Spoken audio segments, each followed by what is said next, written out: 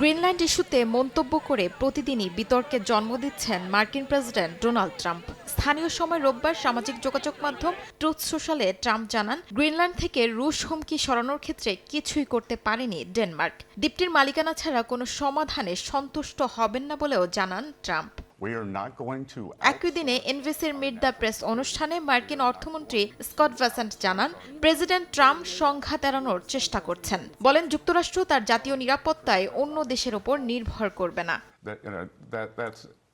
যুক্তরাষ্ট্রের অবস্থানে তীব্র প্রতিক্রিয়া দেখিয়েছে ইউরোপ। ওয়াশিংটনের বিরুদ্ধে পাল্টা শুল্কসহ অর্থনৈতিক নিষেধাজ্ঞার হুমকি দেওয়া হয়েছে। ইউরোপকে জিম্মি করা যাবে না বলে মন্তব্য করেছেন ডেনমার্কের প্রধানমন্ত্রী।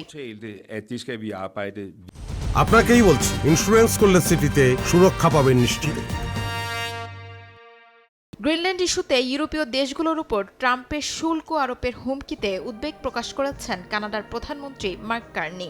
স্থানীয় সময় রোববার কার্নি কাতারের দোহায় সাংবাদিকদের বলেন, গ্রিনল্যান্ডের নিরাপত্তা নিশ্চিত করা ন্যাটোর দায়িত্বের মধ্যে পড়ে। শিউলি রোজা, সময় সংবাদ।